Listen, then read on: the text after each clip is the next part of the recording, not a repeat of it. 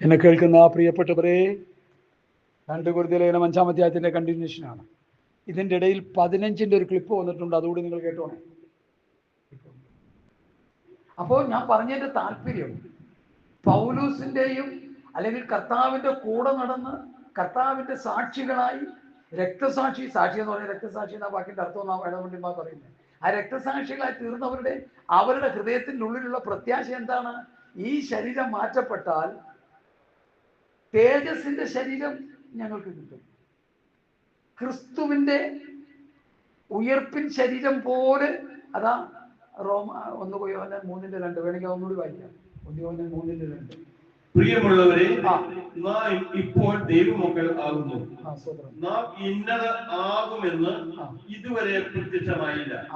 അവൻ പ്രത്യക്ഷനാകുമ്പോൾ നാം അവനെ താൻ ഇരിക്കും പോലെ തന്നെ കാണുന്നതാകൊണ്ട് യേശുക്രിസ്തുവിനെ പോലെ എന്റെ ശരീരമായി തീരുമെന്ന്.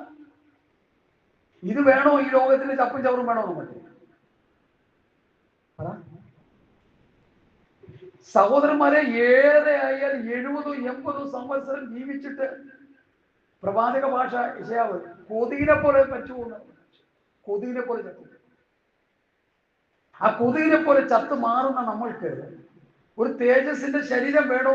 ഈ ലോകത്തിന്റെ പ്രതാപം വേണോ? നിങ്ങളെ തീരുമാനിക്കണം. എനിക്ക് തേജസ്സിന്റെ ശരീരം മതി. എനിക്ക് 1000 ആണ്ട് വാഴ്ചയിലും രൂപാന്തര ശരീരവും 1000 ആണ്ട് വാഴ്ചയിൽ പുതിയ ആകാശം പുതിയ ഭൂമിയിലെ അവകാശം എനിക്ക് മതി. ഇവിടെ തോന്നുന്നു വേണ്ട. തിന്നാൻ കിട്ടിയില്ലെങ്കിൽ ഇല്ല, കൊടുക്കാൻ കിട്ടിയില്ലെങ്കിലില്ല. ഹല്ലേലൂയ. എന്നെ കേൾക്കുന്ന പ്രിയപ്പെട്ടവരെ, നമ്മുടെ ചിന്താഗതി എപ്പോഴും ആത്മീകമായിരിക്കണമെന്ന് ഞാൻ ഈ പറഞ്ഞു വരുന്ന എന്റെ താല്പര്യം.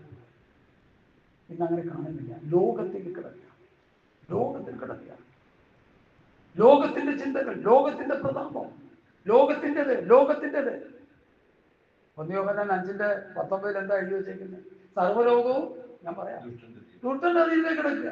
അപ്പൊ ദുഷ്ടന്റെ അധീനതയിലേക്ക് കിടക്കുന്ന ലോകത്തിലുള്ള നിങ്ങൾക്ക് മതിയോ? അതോ സ്വർഗത്തിലെ ദൈവം പ്രോമിസ് ചെയ്തിരിക്കുന്ന സ്വർഗീയമായ അനുഗ്രഹത്തിന്റെ കലവറകൾ നിങ്ങൾക്ക് മതിയോ? ഏത് വേണം? തിരഞ്ഞെടുത്തു. ഇപ്പൊ ചില ഭക്തന്മാര് പറയുന്നത്, ഞാൻ വാതോരാതെ പ്രസംഗിച്ചുകൊണ്ടിരിക്കുക, ഞങ്ങൾ കട്ടതിലും ബുദ്ധിമുട്ടിലുമായിരുന്നു, ഞങ്ങൾ ഞെരുക്കത്തിലായിരുന്നു, ഞങ്ങൾ പ്രയാസത്തിലായിരുന്നു, ഒരു നേരത്തെ ആഹാരം ഞങ്ങൾക്കില്ലായിരുന്നു, ഞങ്ങൾ കുട്ടികളെ വളർത്തിയത് കട്ടത്തിലൂടെ വളർത്തി, കാര്യമൊക്കെ ശരി, നല്ലതാണ്. ഇന്നവരെല്ലാം വിദേശത്താണ്. ഇന്നവരെല്ലാം ഭൗതികമായി ഉയർന്ന ഉന്നതമായ അനുഭവത്തിലായിരിക്കുന്നു. എന്റെ ഒരു കുഞ്ഞു ചോദ്യം, ഇന്നവര് മരിച്ചാൽ അവരുടെ നിത്യത എവിടെ?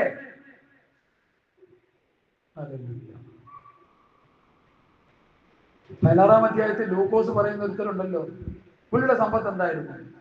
ചൊറിയും എതുവൊക്കെയായിരുന്നു, മുഴുവൊക്കെ എപ്പോഴും ചൊറിഞ്ഞോണ്ടിരിക്കും. പക്ഷെ ആള് ചത്തു കഴിഞ്ഞപ്പോൾ അങ്ങോട്ട് പോയി അബ്രഹാമിന്റെ മടി എന്ന പരദീസിലേക്ക്. മറ്റവൻ കിണ്ടിച്ചിക്കനും അടിച്ച് പച്ചവെള്ളം കുടിക്കില്ലെന്നാ പറയണത്. പിന്നെന്താ കുടിക്കണേ? കളർ വെള്ളം.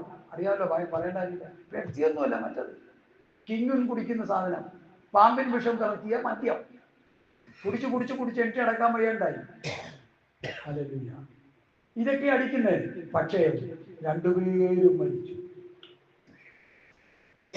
കഷ്ടതയുടെ തീച്ചൂളിലൂടെ പോയ ലാസർ മരിച്ചു. അബ്രഹാമിന്റെ മടിയെന്ന ആ പരദേശിൽ വിശ്രമിക്കുമ്പോൾ, സന്തോഷിക്കുമ്പോൾ, സുഖലോലുപനായി മരിച്ച ധനവാൻ യാതനാസ്ഥലത്ത് കിടന്നിട്ടൊരു കരച്ചിൽ, അബ്രഹാം പിതാവേ. അപ്പൊ 16-ാം അധ്യായം എടുത്ത് ലൂക്കോസ് 16 ആ വിളി. എല്ലാവരും ഒന്ന് കേൾപ്പിച്ചു കൊടുത്തേ. ഈ വാട്സപ്പ് ടെലഗ്രാമിലുള്ളവരൊക്കെ ഇതൊക്കെ ഒന്ന് കേൾക്കട്ടെ. ഇവരിത് പലരും ഒക്കെ കേൾക്കാതിരിക്കുന്നവരാ. അപ്പൊ അവരൊന്ന് കേട്ടോട്ടെ. ഇതൊക്കെ എന്നോട് കനിവുണ്ടാകണമേ. എന്ത് പറ്റി? അവിടെ നിൽക്കട്ടെ. എന്ത് പറ്റി കനിവുണ്ടാകണമേ? ധനം നമുക്ക് നല്ലതാണ്. ആ ധനം ആത്മീക മനുഷ്യനെ പോഷിപ്പിക്കുവാൻ, ആത്മീയ വളർച്ചയ്ക്ക്, ആത്മീയ വർധനവിന്, ആത്മീയ നിറവിന്, ഒരു ദൈവ മനുഷ്യനായി ജീവിക്കുവാൻ അത് തടസ്സമാണെങ്കിൽ എന്ത് പ്രയോജനം? അബ്രഹാം പിതാവേ, എനിക്ക് ദാഹിക്കുന്നു. അടുത്ത വാക്ക് കൂടി ഒന്ന് വായിച്ചേ. കുട്ടികളല്ലേ ലാസർ വിരലിന്റെ അറ്റം വെള്ളത്തിൽ മുക്കി എന്റെ നാവിനെ തണുപ്പിക്കേണ്ടതിന് അവനെ അയക്കണമേ. ഞാൻ ഈ ജ്വാലയിൽ കിടന്ന് വേദന അനുഭവിക്കുന്നു. എത്ര ഭീകരം, എത്ര ഭീകരം, എത്ര ഭീഭത്സം, എത്ര സങ്കടകരം, എത്ര വേദനാജനകം.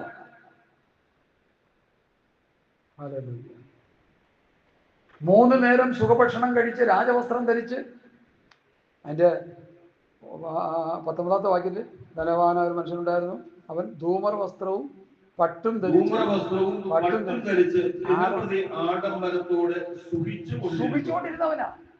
നമ്മളുടെ കഞ്ഞിയും പയറും കുടിച്ചോണ്ടിരിക്കുക. എന്ത് സന്തോഷം കഞ്ഞിയും പയറും ചമ്മന്തിയും കൂട്ടാൻ. അപ്പൊ ഞാൻ ചോദിച്ചു, ദൈവം നല്ല ഭക്ഷണം. ഞാനതിനെതിരില്ല. നമ്മുടെ കയ്യിൽ കാശുണ്ടെങ്കിൽ നല്ല ഭക്ഷണം മേടിച്ചു കഴിയും, ഒരു കുഴപ്പമില്ല. പക്ഷെ കഴിച്ച് നല്ല ഭക്ഷണം കഴിച്ച് നീ ധനവാനെ പോലെ ആകരുത്. ഹല്ലേലൂയ. ആഡംബരത്തോടെ സുഖിച്ചുകൊണ്ടിരുന്നു. ഇന്ന് പെന്തക്കോസ്ത് സമൂഹം സുഖിച്ചുകൊണ്ടിരിക്കുകയല്ലേ? ഇന്നത്തെ പെന്തക്കോസ്ത് സമൂഹത്തിന്റെ നേതൃത്വ നിരകൾ വിദേശ രാജ്യങ്ങളിൽ സുഖിച്ചുകൊണ്ടിരിക്കുകയല്ലേ? അവർ AC റൂമിൽ ഇരുന്നുകൊണ്ട് അവർ സർക്കുലർ ഇറക്കുന്നത് 3 കോടി രൂപ വേണം നമ്മുടെ പ്രസ്ഥാനത്തിൽ എല്ലായിടത്തും ഫണ്ട് റേസ് ചെയ്യാൻ പറ്റും.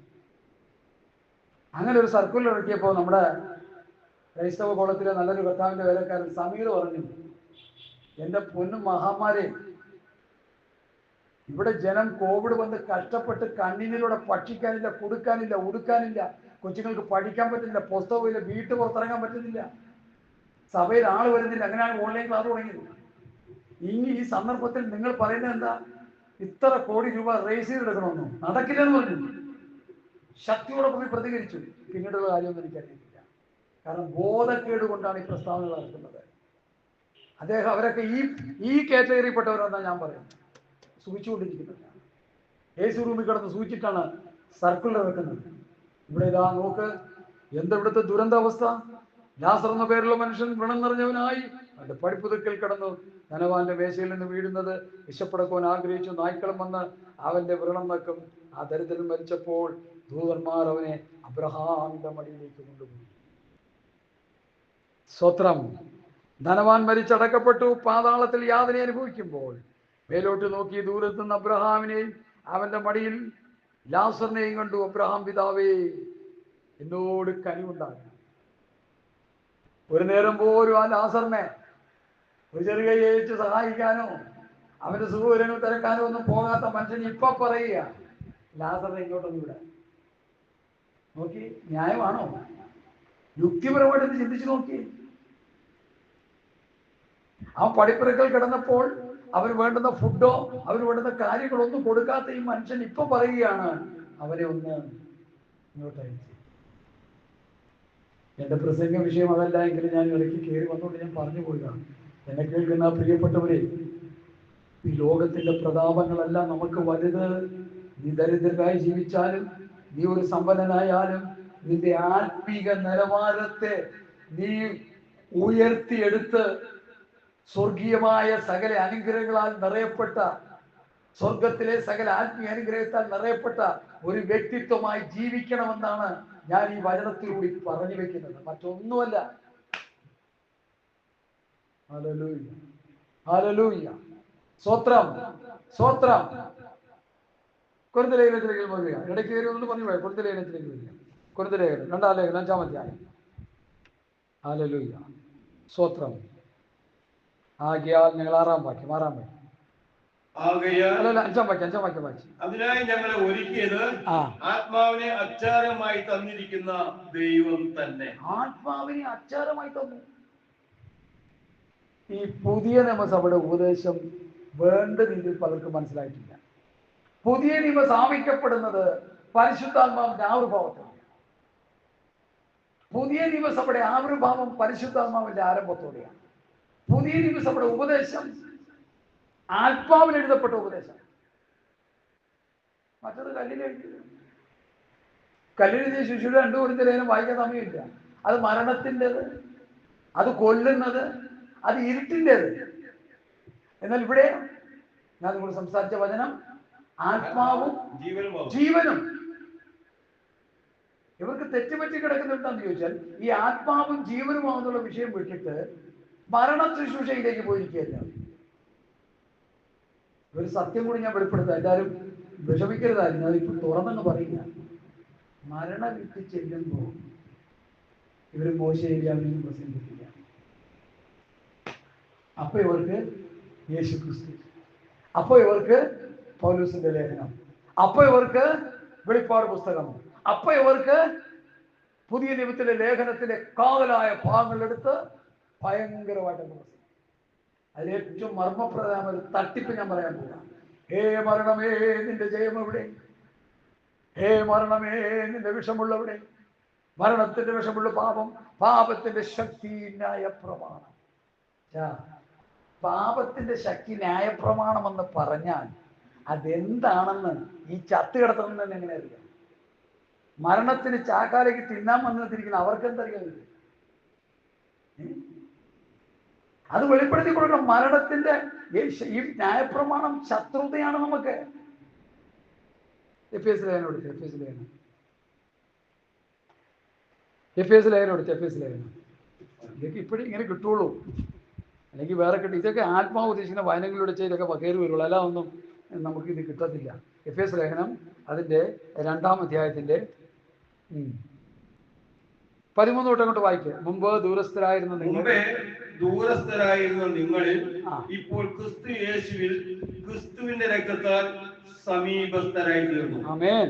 അവൻ നമ്മുടെ സമാധാനം. ആമേൻ. അവൻ ഇരുപക്ഷത്തെയും ഒന്നാക്കി ചട്ടങ്ങളും കൽപ്പനകളുമായ ന്യായപ്രമാണം എന്ന ശത്രുത്വം തന്റെ ജഡത്താൽ നീക്കി വേർപാടിന്റെ നടുച്ചുവർ ഇടിച്ചു കളഞ്ഞത്. അപ്പോ ഇവിടെ പറഞ്ഞേക്കുന്ന ആ കണ്ടൻസ് മാത്രം മതി നമുക്ക്. ഇരുപക്ഷത്തെയും ഒന്നാക്കി. ഇരുപക്ഷം ന്യായപ്രമാണത്തിന്റെ വക്താക്കളായി കിടന്നവരും യവനായന്മാരായ ജാതികളെയും യേശു ക്രിസ്തുവിന്റെ ജഡശരീരത്തിലൂടെ ഒന്നാക്കി തീർത്തു, കുരിശുമരണത്തിലൂടെ. അതാ അതിന്റെ അർത്ഥം. പൗലോസ് പറയുന്നതിന്റെ മർമ്മം അതാ. പിന്നെ ഇവിടെ എടുത്തു പറയുന്നത് പ്രധാനമായിട്ട് എഫേസിൽ പറയുന്ന ആ ഭാഗം, ഇരുപക്ഷത്തെയും ഒന്നാക്കി ചട്ടങ്ങളും കൽപ്പനകളുമായ ന്യായപ്രമാണമെന്ന ന്യായപ്രമാണം എന്ന ശത്രുത്വം, ഒടുക്കത്തെ ശത്രുവായ മരണം. മരണമേ നിന്റെ ജയം എവിടെ? മരണമേ നിന്റെ വിഷമുള്ള എവിടെ? മരണത്തിന്റെ വിഷമുള്ള പാപം, പാപത്തിന്റെ ശക്തി ന്യായപ്രമാണം. പാപത്തിന്റെ ശക്തി ന്യായപ്രമാണം അത് ക്രിസ്തുവിന്റെ പ്രമാണത്തിനെതിരാണ്. അത് കൊല്ലുന്നതാണ്, ഇത് ജീവിപ്പിക്കുന്നതാണ്. വായിച്ച് പഠിക്കാൻ ആഗ്രഹമുള്ള ആരെങ്കിലും ഉണ്ടെങ്കിൽ 2 കൊരിന്ത്യർ ലേഖനം 3-ാം അധ്യായത്തിന്റെ 1 മുതൽ ആ 3 അധ്യായം മുഴുവൻ അങ്ങോട്ട് വായിച്ച് പഠിച്ചു. അതിൽ കിടപ്പുണ്ട് മരണത്തിന്റെ പ്രമാണം, കൊല്ലുന്ന പ്രമാണം, ഇരുട്ടിന്റെ പ്രമാണം. എന്തിനാ നമ്മൾ അതിന്റെ പുറകെ പോണേ? പക്ഷേ അത് വായിച്ചില്ലെങ്കിൽ ഞങ്ങൾക്ക് ഉറക്കം വരില്ല. ഉറങ്ങിക്കും, ദീർഘമായ നിദ്രയിലേക്ക് പോകേണ്ടി വരും ചിലപ്പോൾ. ആ ഉറക്കം, ആ മരണം. ഹല്ലേലൂയ. ഇത് ജീവിപ്പിക്കുന്ന പ്രമാണമാണ്. എന്നിൽ വിശ്വസിക്കുന്നത് മരിച്ചാലും ജീവിക്കും. എന്നിൽ വിശ്വസിച്ച് മരിക്കുന്നതിൽ ഒരു നാളും നശിച്ചു പോകുകയില്ല. യേശുക്രിസ്തുവിന്റെ പ്രമാണം വിശ്വസിക്കുമ്പോഴാണ് നമുക്ക് ആത്മീകമായി ജീവിക്കാൻ കഴിയുന്നത്. മോശന പ്രമാണം മനോഹരമായൊരു പ്രമാണമാണ്. അതൊരു ജനതയ്ക്ക് വേണ്ടിയുള്ള പ്രമാണമാണ്. റോമർ 3:19 ന്യായപ്രമാണം ന്യായപ്രമാണത്തിന് കീഴുള്ളവരോട് പ്രസ്താവിക്കുന്നു. ആരെ കീഴുള്ളവര്? റോമർ 7:6 എന്ന് വായിച്ചു. 7:6 വായിച്ചു. ഇതൊക്കെ ആർക്കും കിട്ടാത്ത വാക്യങ്ങളാണ്, പലർക്കും മനസ്സിലായിട്ടില്ല ഇതുവരെ. റോമർ 7:6 ദൈവത്തിന്റെ ആത്മാവ് തന്നുകൊണ്ട് എനിക്ക് പറയുന്നു. പുതിയ നിയമം നമ്മെ പിടിച്ചടക്കിയിരുന്ന ന്യായപ്രമാണം സംബന്ധിച്ച് മരിച്ചിരിക്കൊണ്ട് അക്ഷരത്തിന്റെ പഴക്കത്തിലല്ല ആത്മാവിന്റെ പുതുക്കത്തിൽ തന്നെ സേവിക്കേണ്ടതിന് നാം ന്യായപ്രമാണത്തിൽ നിന്ന് ഒഴിവുള്ളവരായിരിക്കുന്നു. അങ്ങോട്ട് ഇവിടെ നമ്മൾ ന്യായപ്രമാണത്തിന് ഒഴിവുള്ളവരായി. അതാരാ പറയണം നോക്കണം? പൗലൂസും കൊരിന്ത്യർ സഭയിൽ പറയുക, യഹൂദനായ പൗലൂസാ പറയുന്നത്. നമ്മളിപ്പോൾ ന്യായപ്രമാണത്തിൽ ഉള്ളവരാണ്. നമ്മൾ മുമ്പ് ക്രിസ്തുവിന്റെ പ്രമാണത്തിലുള്ളവരായിരുന്നു. മനസ്സിലായില്ലേ? അനന്യാസികളൊക്കെ ചെല്ലുന്നവരെ, അല്ലെങ്കിൽ ഡെമസ്കോസിന്റെ പടിവാതിക്കൽ യേശുക്രിസ്തുവിന്റെ ആ അടി കിട്ടുന്നവരെ ഞാൻ ആരായിരുന്നു? ന്യായപ്രമാണത്തിന്റെ വ്യക്തമായിരുന്നു. ഗമാലിയലിന്റെ പാദപ്പെടുത്തി ന്യായപ്രമാണം മുടിനാരി കീറി പഠിച്ചവനായിരുന്നു ഞാൻ. പക്ഷേ ക്രിസ്തുവിന്റെ ദർശനം കിട്ടിക്കഴിഞ്ഞപ്പോൾ തമ്മിൽ തമ്മിൽ ഭാരങ്ങളെ ചുമപ്പിൻ, ക്രിസ്തുവിന്റെ ന്യായപ്രമാണം നിവർത്തിപ്പിൻ. ക്രിസ്തുവിന്റെ ന്യായപ്രമാണം നിവർത്തിക്കാനാണ് പുതിയ നിയമസഭയുടെ പൗലോസ് പറയുന്നത്. അയ്യോ പാസ്റ്റേ, അത് ഗലാത്യ സഭയോടാ പറഞ്ഞിരിക്കുന്നത്. ഗലാത്യ സഭയോട് ലോകത്തുള്ള സകല പുതിയ നിയമ വിശ്വാസികളോടാ പറയുന്നത്. ക്രിസ്തുവിന്റെ ഒന്ന് തെസ്സലോനിക്കർ 5-ാം അധ്യായത്തിന്റെ അവസാന വാക്യത്തിൽ സഹോദര ദൈവത്താണ് സഹോദരന്മാരെ മുഴുവൻ ഈ ലേഖനം വായിച്ച് കേൾപ്പിക്കണമെന്ന് എഴുതിയിട്ടുണ്ട്. അവർ വായിച്ച് കേൾപ്പിക്കത്തില്ല, ഇവർ സങ്കീർത്തനം വായിച്ചുകൊണ്ടിരിക്കുക. 109-ാം സങ്കീർത്തനം വായിച്ചുകൊണ്ടിരിക്കുക. അവൻ മുടിഞ്ഞു പോട്ടെ, അവൻ നശിച്ചു പോട്ടെ, അവൻ ഇല്ലാതായി പോട്ടെ, അവന്റെ സന്തതി നശിച്ചു പോട്ടെ. പെന്തക്കോസ്തിനെതിരെ പ്രാർത്ഥിക്കുകയും ശാപവാക്കുകൾ ചൊല്ലുകയും ചെയ്യുക സങ്കീർത്തനത്തിലൂടെ. കമ്പയർ മടങ്ങി വാ. ക്രിസ്തുവിന്റെ പ്രമാണത്തിലേക്കും പുതിയ നിയമ ഉപദേശത്തിലേക്കും സഭകൾ മടങ്ങി വരട്ടെ, ദേവദാസന്മാർ മടങ്ങി വരട്ടെ, കർത്താവിന്റെ ദാസന്മാർ മടങ്ങി വരട്ടെ. ഇതൊരു പക്ഷെ നിങ്ങൾ കേൾക്കുന്ന അവസാനത്തെ സന്ദേശമായിരിക്കാം, എനിക്കറിയത്തില്ല. ഒരുപക്ഷെ ഞാൻ ഈ ലോകത്തിൽ നിന്ന് മാറ്റപ്പെട്ടു പോകാം, ഒരുപക്ഷെ നിങ്ങൾ ഈ ലോകത്തിൽ നിന്ന് മാറ്റപ്പെട്ടു പോകാം. ആർക്കും പറയത്തില്ല, ആർക്കും പറയാൻ പറ്റത്തില്ല. ക്രിസ്തുവിന്റെ പ്രമാണത്തിന് ക്രിസ്തുവിന്റെ ഉപദേശത്തിന് നിലനിൽക്കാതെ ഒരുത്തരും ദൈവമില്ല. ഇതാരായിരുന്നു എഴുതിയത്? യോഹന്നാൻ അപ്പോസ്തലൻ. യോഹന്നാൻ അപ്പോസ്തലൻ 12 ശിഷ്യന്മാരിയ്ക്കുമ്പോൾ യോഹന്നാൻ അപ്പോസ്തലൻ യേശുവിന്റെ മാറിച്ചായിരുന്നവർ, അപ്പുറമൊക്കെ മാറിയിരുന്നവരാ. അതിനൊരു വേദപണ്ഡിതൻ പറയുകയാണ്, യേശുവിന്റെ മാറിച്ചാരിയിരുന്നപ്പോൾ യേശുവിന്റെ ഹൃദയത്തിന്റെ തുടിപ്പ് കേട്ടപ്പോൾ ഇതൊരു മനുഷ്യനല്ല, ഇതൊരു ദൈവമാണ് എന്ന് മനസ്സിലായി. അതുകൊണ്ടാണ് യോഹന്നാന്റെ സുവിശേഷം ദൈവപുത്രനായിട്ട് യോഹന്നാൻ വ്യക്തമായിട്ട് ലോകത്തിലെത്തി. മനസ്സിലായി? നമുക്ക് ക്രിസ്തുവിൽ കൂടി അല്ലാതെ രക്ഷയില്ല പ്രിയമുള്ളവരെ. നമ്മൾക്ക് ക്രിസ്തുവിന്റെ പ്രമാണത്തിലൂടെ അല്ലാതെ നമുക്ക് രക്ഷയില്ല. പഴയ നിയമത്തിലെ പല ഭാഗങ്ങൾ നിങ്ങൾ വായിക്കുകയും പഠിക്കുകയും പഠിപ്പിക്കുകയും ചെയ്യുന്നുണ്ട്, പൊരുളായി നെഴലായി പറയുന്നുണ്ട്. ഒരു കുഴപ്പമില്ലതുകൊണ്ട് ആത്യന്തികമായി അനുസരിക്കേണ്ടത് ക്രിസ്തുവിന്റെ പ്രമാണമാണ്. ഞാൻ മറ്റൊരു വിഷയത്തിലേക്ക് വരാം. പറഞ്ഞ വിഷയത്തിൽ മരണമേ ജയമവിടെ, മരണമേതിന്റെ വിഷമുള്ളവരെ, മരണത്തിന്റെ വിഷമുള്ള പാപം, പാപത്തിന്റെ ശക്തി ന്യായപ്രമാണം. ഈ ഡെഡ് ബോഡി, ഈ മരിച്ചു കിടക്കുന്ന മനുഷ്യൻ ഒരിക്കലെങ്കിലും ഈ വാക്യം കേട്ടുകയാണോ? എന്ന് ആ വാക്യത്തിന്റെ അർത്ഥം അവന് മനസ്സിലായിട്ടുണ്ടോ? പിന്നെ എന്തിനാണ് വിളിച്ചു പറയുന്നത്? തച്ചിലിരുന്ന് വിളിച്ചു പറയുക ഭാഷന്മാര്, മരണമേ ജയമവിടെ. എന്റെ അഭിപ്രായം ഞാൻ പറയാം, അത് കേട്ടിട്ട് എന്നെ വിമർശിച്ചോണം. എന്നെ കമന്റ് ഇട്ട് വിമർശിച്ച് ഒരു കുഴപ്പമില്ല. ജീവിച്ചിരിക്കുമ്പോൾ ഈ സഹോദരൻ മരണ ഭയമില്ലാത്തവനായി മരണത്തെ വെല്ലുവിളിക്കുന്ന ഒരു പ്രത്യാശയും ഒരു വിശ്വാസവും ഒരു ആത്മീക നിലവാരത്തിലേക്ക് അവൻ വന്നു കഴിഞ്ഞിട്ട്, അവൻ മരിച്ചു കഴിയുമ്പോൾ അവനെ കൊണ്ട് കിടത്തിയിട്ട് മരണമേ എന്നിന്റെ ജയം എവിടെ, മരണമേ എന്നിന്റെ വിഷമുള്ള എവിടെ എന്ന് പറഞ്ഞാൽ അതിന് സാമാന്യ മര്യാദയുടെ പറഞ്ഞില്ല. ഒരു പ്രാവശ്യം പോലും പുതിയ നിയമത്തിന്റെ വചനം കേൾക്കാതെ സങ്കീർത്തനം വായിച്ചും ന്യായപ്രമാണം കേട്ടും തമ്മിൽ തല്ലി വഴക്കുണ്ടാക്കി കേസും കോടതിയുമായിട്ട് നടക്കുന്ന വ്യക്തി മരിച്ചു കഴിഞ്ഞാൽ ഇത് പറഞ്ഞതുകൊണ്ട് എന്ത് പ്രയോജനം? ഭാഷമാരി, ഞാൻ പറയുന്നത് തെറ്റാണെങ്കിൽ എന്നെ തിരുത്താം, വചനത്തിലൂടെ തിരുത്താം, തെറി പറഞ്ഞ് തിരുത്തണ്ട. തിരുത്തിയാൽ എനിക്ക് കുഴപ്പമൊന്നുമില്ല, ഞാൻ തെറി കേൾക്കാൻ വേണ്ടി അത് ജനിച്ചവൻ, ഞാനൊരു വിഷയം. അതുകൊണ്ട് പൗലൂസിന്റെ പ്രത്യാശയിലേക്ക് വിശ്വാസികളെ നമ്മൾ നടത്തണം. എന്താ വിശ്വാസം? പൗലൂസിന്റെ പ്രത്യാശ എന്താ? കൂടാരമായ ഭൗമഭവനം അലിഞ്ഞുപോയാൽ കൈപ്പഴിയല്ലാത്ത നിത്യദാനമായ ഒരു കെട്ടിടം ഞങ്ങൾക്ക് സ്വർഗത്തിലുണ്ട്. തേജസ്സിന്റെ ശരീരം ഞങ്ങൾക്ക് കിട്ടും. മഹത്വത്തിന്റെ പ്രത്യാശയായി ക്രിസ്തു ഞങ്ങളിൽ ഇരിക്കുകയാണ്. ഞാൻ ക്രിസ്തുവിനോടുകൂടി ക്രൂശിക്കപ്പെട്ടു. ക്രിസ്തുവിനോടുകൂടി ക്രൂശിക്കപ്പെട്ടപ്പോ ഞാനെന്നുള്ള പൗലൂസ് എന്ന വ്യക്തിത്വം എന്തായി? എടുത്താൽ അടുത്ത് പറയാ, ക്രിസ്തു എന്നിൽ ജീവിക്കുന്നു. നമ്മൾ തമ്മിൽ ജീവിക്കുകയാണോ ക്രിസ്തു നമ്മൾ ജീവിക്കുകയാണോ എന്ന് പെന്തക്കോസ്തുകാരെ നന്നായിട്ടൊന്ന് വിലയിരുത്തണേ. ഇല്ലെങ്കിൽ സംഗതി കുഴപ്പമാണ്. ഞാനാണോ എന്നിൽ ജീവിക്കുന്നത്, അതോ എന്നിൽ ക്രിസ്തു ജീവിക്കും? റോമർ 5:11 വായിച്ചു. റോമർ 15:15 എന്താ ഈ വാക്യാംശം നോക്കാം. Hallelujah, hallelujah, hallelujah.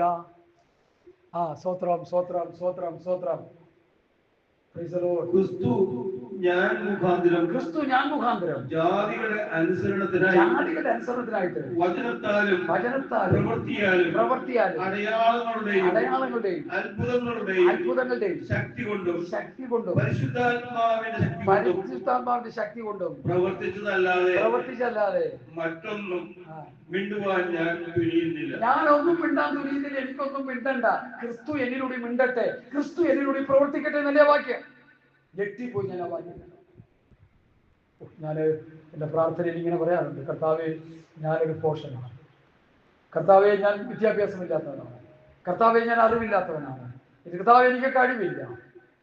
എൻ്റെ ശബ്ദം അങ്ങയുടെ ശബ്ദമായി മാറട്ടെ, എൻ്റെ കരം അങ്ങയുടെ കരമായി മാറട്ടെ, എൻ്റെ ചിന്തകൾ അങ്ങയുടെ ചിന്തയായി മാറട്ടെ. പെന്തക്കോസ്തുകാരെ നമുക്കിത് പറയാൻ ഉള്ള ആർജവമുണ്ടോ? നമ്മളിപ്പോ കുറെ പ്രവർത്തിക്കുക, നമ്മൾ കുറെ കഷ്ടപ്പെടുക, എന്നിട്ട് ഒന്നിനും ഫലമില്ലെന്ന് നമ്മൾ പറയുക. ക്രിസ്തു നിന്നിലൂടെ പ്രവർത്തിക്കുന്നുണ്ടോ? ക്രിസ്തു നിന്നിലൂടെ ഗർജിക്കുന്നുണ്ടോ, സംസാരിക്കുന്നുണ്ടോ? യഹൂദ ഗോത്രത്തിലെ സിംഹമാണോ നിന്നിൽ സംസാരിക്കുന്നത്? അതോ നീയാണോ സംസാരിക്കുന്നത്? നിന്നിൽ വ്യാപരിക്കുന്ന ദൈവകൃപയാണോ? പൗലോസ് പറയുന്നു, എല്ലാവരെക്കാളും ഞാൻ കൂടുതൽ അധ്വാനിച്ചു, ഞാനല്ല, എന്നോടുകൂടിയുള്ള ദൈവകൃപ. എന്താ ദൈവമക്കളെ ഇത്? ഇന്നത്തെ ക്രൈസ്തവ കോളം, പെന്തക്കോ സമൂഹം, ഇന്നത്തെ ചർച്ചകൾ ജീർണിച്ച് പുഴുക്കുത്തു പിടിച്ച് കിടക്കുന്നതിന്റെ കാരണം മനസ്സിലായോ? ഹല്ലേലൂയ. ദൈവസഭയെ ദൈവവചനം കൊണ്ട് പോഷിപ്പിക്കുന്ന കരുത്തന്മാരായ ശക്തന്മാരായ ക്രിസ്തുവിൽ ജീവിക്കുന്ന ശുശ്രൂഷ വൃന്ദങ്ങൾ എഴുന്നേൽക്കേണ്ടത് ആവശ്യം. അല്ലെങ്കിൽ സഭ അന്ധകാരത്തിലേക്ക് പോകും. പരിശുദ്ധാത്മാവിനോട് പറയാൻ പറയുന്നുണ്ട്, ഞാൻ പറയില്ല. നാളെ ഒരു പക്ഷേ ഒരു വധശ്രമത്തെ നേരിടേണ്ടി വന്നാലും യാതൊരു പ്രശ്നവും. ചിലർ ഉന്നം വെച്ചിട്ടുണ്ടെന്നൊക്കെയാ പറയണം. എന്നോട് പലരും വിളിച്ചു പറഞ്ഞു. ഞാൻ പറഞ്ഞു, ഓക്കെ, കർത്താവ് പറഞ്ഞല്ലോ, നീ ചെയ്യേണ്ടത് വേഗം ഒന്ന് ചെയ്യും. എൻ്റെ ഹൃദയത്തിൽ കർത്താവ് രണ്ടു വായിക്കുന്നുണ്ട്. വിട്ടുപിരിഞ്ഞ് ക്രിസ്തുവിനോട് ഇരിക്കുന്നത് ഉത്തമമല്ല. ഉത്തമം അത്യുത്തമമല്ലോ, ഉത്തമമല്ല അത്യുത്തമം. വിട്ടുപിരിഞ്ഞ് ക്രിസ്തുവിനോട് ഇരിക്കുന്നത് അത്യുത്തമം. കഷ്ടതകൾ നിറഞ്ഞ, രോഗങ്ങൾ നിറഞ്ഞ, പരിശോധനകൾ നിറഞ്ഞ, പ്രതിസന്ധികൾ നിറഞ്ഞ, പരീക്ഷകൾ നിറഞ്ഞ, ദുഷ്ടന്റെ സാത്താന്റെ വെല്ലുവിളികൾ നിറഞ്ഞ ഈ ലോകത്തിൽ നിന്നൊരു ഭക്തൻ വിട്ടുപിരിഞ്ഞ് ക്രിസ്തുവോട് ആയിരിക്കുന്നത് അത് ഉത്തമമല്ല, അത് അത്യുത്തമമാണ്. എനിക്ക് ജീവിക്കുന്നെങ്കിൽ ക്രിസ്തു, മരിക്കുന്നെങ്കിൽ ലാഭം. ഒരു ദിവസം കച്ചവടം നടത്തി സുവിശേഷം കച്ചവടം നടത്തി അവസാനം പൗലോസ് പറഞ്ഞു, എനിക്ക് ലാഭം. എന്റെ ദൈവമേ, ഞാൻ ലാഭമുള്ളവനാണ്. ഞാൻ ക്രിസ്തുവിനെ നേടി, എൻ്റെ ആത്മാവ് ക്രിസ്തുവിനെ നേടാൻ ഇടയായി. ഞാൻ ക്രിസ്തുവിനെ പോലെ ശരണം കിട്ടുന്നതിനായി. ഇന്ന് പലരും ക്രിസ്തുവിനെ വിറ്റ് നിന്നുകൊണ്ടിരിക്കുക. ഇന്ന് സുവിശേഷം വിറ്റ് ലാഭം ഉണ്ടാക്കുക, കോടികൾ ഉണ്ടാക്കി. 11 കോടി രൂപ, 5 കോടി രൂപ, പിന്നെ വലിയ വലിയ പ്രൊജക്റ്റുകൾ. ഒരു ചങ്ങാതി 9 മാളുണ്ടാക്കിയെന്നാണ് പറഞ്ഞത്. സുവിശേഷൻ എന്ത് നെറ്റിയിൽ എഴുതി വെക്കണം സുവിശേഷം. ഹല്ലേലൂയ. ഞാനത് പരിഹസിക്കുകയല്ല. സുവിശേഷത്തിന്റെ സത്യത്തിൽ നിന്ന് വ്യതിചലിച്ചു പോയിക്കൊണ്ടിരിക്കുന്ന ആത്മീയ ഗോളത്തോട് ഒരു എളിയ സഹോദരൻ ആത്മാവിൽ വിളിച്ചു പറയുന്നു, ക്രിസ്തുവിന്റെ പ്രമാണത്തിലേക്ക് സഭകൾ മടങ്ങി വരട്ടെ, ക്രിസ്തുവിന്റെ ഉപദേശത്തിലേക്ക് സഭകൾ മടങ്ങി വരട്ടെ. ഹല്ലേലൂയ. പൗലോസിനെ പോലെ പ്രത്യാശയുള്ളവരായി തീരട്ടെ. കൂടാരമായ ഭൗമഭവനം അടിഞ്ഞു പോയാൽ കൈപ്പടിയല്ലാത്ത നിത്യദാനമായ ഒരു കെട്ടിടം സ്വർഗത്തിലുണ്ടെന്ന് അറിയുന്നെങ്കിൽ ആ വചനത്തിന്റെ പ്രത്യാശ ഉൾക്കൊള്ളുന്ന ഒരു ദാസനായവർ തീരട്ടെ. അടുത്ത 5-ാം വാക്യത്തിലേക്ക് വരാം. അതിന് ഞങ്ങളെ ഒരുക്കിയത് ആത്മാവിനെ അച്ചാരമായി തന്നിരിക്കുന്ന ദൈവം തന്നെ. പരിശുദ്ധാത്മാവിനെ അച്ചാരമായിട്ട് നമുക്ക് തന്നു. മണവാളൻ ഒരു മണവാട്ടിക്ക് കൊടുക്കുന്ന യഹൂദന്മാർ ഉറപ്പാണ്. അത് യഹൂദന്മാരുടെ ഇടയിൽ ഉണ്ടായിരുന്നു. അമ്മയുടെയൊക്കെ പലരൊക്കെ ചെയ്യുന്നുണ്ട്, ഒഴിച്ചുപാത്തൊക്കെ ചെയ്യുന്നുണ്ടെന്ന് പറഞ്ഞിട്ട് സ്വർണ്ണക്കോട്ടെ കൊടുക്കുന്നുണ്ടെന്ന് പറഞ്ഞു. അതുകൊണ്ട് വേഗം കിലോ കണക്കിനുള്ള വേഗി വെച്ചിട്ടില്ല. അത് നിങ്ങൾ തിന്നും, മര്യാദയ്ക്ക് വെച്ച് വാങ്ങുള്ളൂ. അപ്പോൾ യഹൂദന്മാരുടെ ഇടയിൽ കല്യാണം നടത്താൻ നേരത്തെ ജുവൽസ് ഇത് ഒരു ഉറപ്പായിട്ട് കൊടുക്കുക. എന്തിനാ? ഞാൻ നിന്നെ കല്യാണം കഴിച്ചോളാം. മണവാളനാകുന്ന ക്രിസ്തു പരിശുദ്ധാത്മാവിനെ നൽകിക്കഴിഞ്ഞപ്പോൾ ഇനി അവന്റെ ചിന്ത, ആ പരിശുദ്ധാത്മാവിനെ നൽകിയ മണവാളൻ വന്നത് എന്നാണ് എന്നെ വേണ്ടി കഴിക്കുന്നത്. ഞാൻ ക്രിസ്തുവിനെ ഏകമനുഷ്യനെ നിർമ്മല അനിയിപ്പിപ്പാൻ നിങ്ങളെ വാദിച്ചു ചെയ്തിരിക്കുന്നു. സർപ്പം ഹവായ ഉപായത്തിൽ ചലിച്ചതുപോലെ ക്രിസ്തുവിനോടുള്ള ഏകാഗ്രതയും നിർമ്മലതയും വിട്ട് നിങ്ങളുടെ ഹൃദയം വഷളായി പോകുമോ എന്ന് ഞാൻ ഭയപ്പെടുന്നു പൗലോസ് പറയുക. വെളിയടിക്കാൻ മണവാളം വരുമ്പോൾ അഭിഷേകം പ്രാപിച്ചതിന്റെ അഭിഷേകം നഷ്ടപ്പെടുത്തി മറ്റൊരാത്മാവും മറ്റൊരു ക്രിസ്തുവും മറ്റൊരു സുവിശേഷവുമായി പാസ്റ്റർമാരെ നമ്മൾ ആയിത്തീർന്നാൽ നമ്മൾ നരകത്തിൽ പോയി വീഴും. ആ വേദന കൊണ്ടാണ് ഞാൻ പറയുന്നത്. പോകാൻ പാടില്ല. ആരെങ്കിലും എന്നെ കേൾക്കുന്നെങ്കിൽ മടങ്ങി വന്നുകൊള്ളുക. നിനക്ക് കിട്ടിയ അഭിഷേകം നഷ്ടപ്പെടുത്തിയോ? തിമോഥെയോസിനോട് പൗലോസ് പറയുന്നു, എന്റെ കൈവപ്പിനാൽ നിന്നിലുള്ള കൃപാവരത്തെ എന്ത് ചെയ്യണം? ജ്വലിപ്പിക്കണം. ജ്വലിപ്പിച്ചുകൊള്ളുക. പ്രാർത്ഥിച്ചും ആത്മാവിൽ ആരാധിച്ചും ദൈവമായിട്ടുള്ള ബന്ധത്തിൽ ആ അഭിഷേകത്തെ കൃപാവരത്തെ ജ്വലിപ്പിക്കുക. ഇത് കൃപാവരം നഷ്ടപ്പെടുത്തിയ പാസ്റ്റർമാരെ കണ്ടെയ്നറിടക്കിടക്കയിലെ ആത്മീയ കുളത്തിൽ ഇത് പറയുമ്പോൾ അവർ പറയാ പാസ്റ്റർ പ്രസംഗം ഞങ്ങൾക്ക് വേണ്ട. വേണ്ട, ഇത് കേൾക്കണ്ടെന്നേ, മനസ്സുള്ളവർ കേട്ടാൽ മതിയെന്നേ. അല്ല, ഇത് അന്ത്യകാല സന്ദേശമാണ് ഞാൻ ഈ പറയുന്നത്, ചുമ്മാന്നുമല്ല. കർത്താവ് ഒന്ന് സഭയെടുക്കുന്നതിന് മുമ്പ് അന്ത്യകാല സന്ദേശങ്ങളിലോ ഒരു വ്യക്തിയാണ് ഞാൻ. അല്ല, ഒന്നാം തരം ജോലി ഉണ്ടായിരുന്നു. ജോലി വലിച്ചെറിഞ്ഞ് കളഞ്ഞിട്ട് കർത്താവിന്റെ വേലയ്ക്ക് ജോലി കൊടുത്തു. മനസ്സിലായോ? അതിനെ വെളിപ്പാടിൽ കർത്താവ് ഹൃദയത്തിൽ തന്നതാ പറഞ്ഞുകൊണ്ടിരിക്കുന്നേ. സഭ എടുക്കപ്പെടാൻ നേരമായി പരിശുദ്ധാത്മാവിന് അച്ചാരമായി തന്നിരിക്കുന്നു. ഈ റോമർ 8:8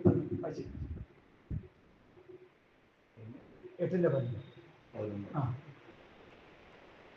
ഹല്ലേലൂയ, സ്തോത്രം സ്തോത്രം സ്തോത്രം. ആ,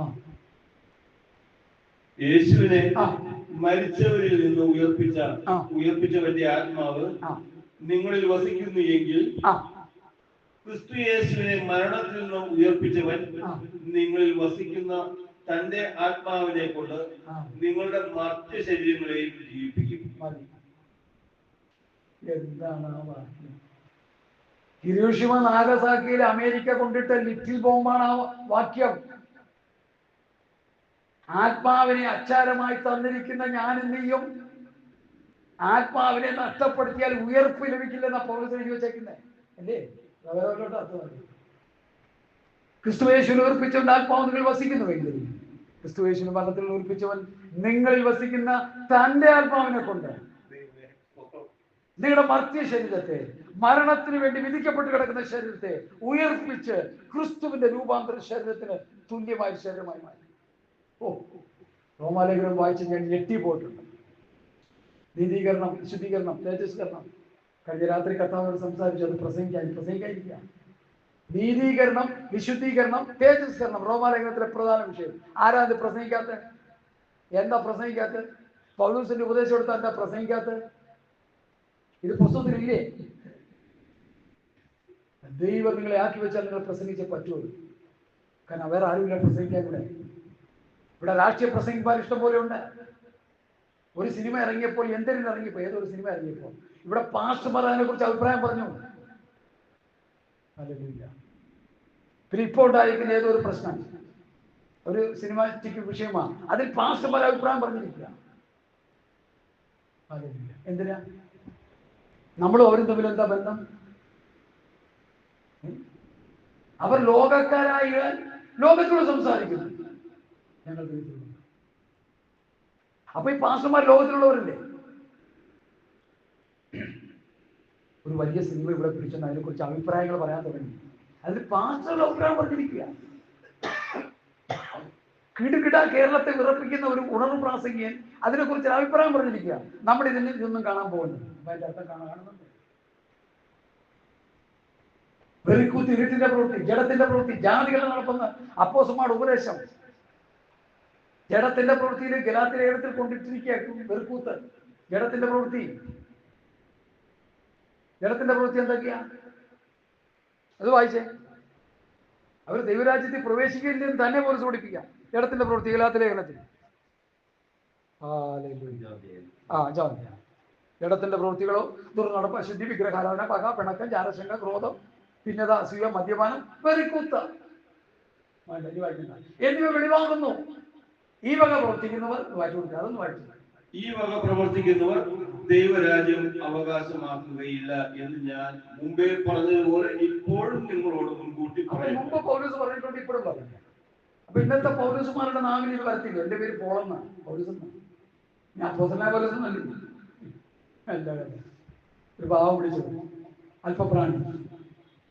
പൗലോസ് പറയും ഇരുട്ടിന്റെ പ്രവൃത്തിപ്പെട്ടതാ വെറിക്കൂത്തെന്നാണ്. ബഹുമാനപ്പെട്ട പാസ്റ്റർമാരെ, സിനിമയെ കുറിച്ച് നിങ്ങൾക്ക് അഭിപ്രായം പറയാൻ യാതൊരു റൈറ്റും ഇല്ല. നിങ്ങൾ മാനസാന്തരപ്പെട്ടോ. ഇന്ന സിനിമ കാണരുത്, ഇന്ന സിനിമ കാണരുതെന്ന് പറയാൻ നിങ്ങൾ എന്നെ ജഡികന്മാരല്ലേ? സ്വത്രം. ഇതൊക്കെ പറഞ്ഞു, കുഴപ്പമൊന്നുമില്ല. യോഹന്നാന്റെ സുവിശേഷം, ഈ ലേഖനം 4:6 ഇങ്ങനെ ഒരു കുഞ്ഞു വാക്യമുണ്ട്. ഞങ്ങൾ ദൈവത്തിൽ നിന്നുള്ളവരാണ്. ദൈവത്തിൽ നിന്നുള്ളവൻ ഞങ്ങളുടെ വാക്ക് കേൾക്കുന്നു, ദൈവത്തിൽ നിന്നല്ലാത്തവൻ ഞങ്ങളുടെ വാക്ക് കേൾക്കുന്നില്ല. അടുത്ത വാക്യം ഒന്ന് പറഞ്ഞേച്ചാ. ഞാൻ വിറയ്ക്കുന്ന ഒരു വാക്യമാണ് അടുത്തത്. പുസ്തകത്തിൽ നിന്ന് വായിച്ചു കേൾപ്പിച്ചു, കുഴപ്പമൊന്നുമില്ല. സമയം പോയാലൊന്നും കുഴപ്പമൊന്നുമില്ല. 4:6, 1 യോഹന്നാൻ 4:6. ഞങ്ങൾ ദൈവത്തിൽ നിന്നുള്ളവരാകുന്നു, ദൈവത്തെ അറിയുന്നവൻ ഞങ്ങളുടെ വാക്കുകൾ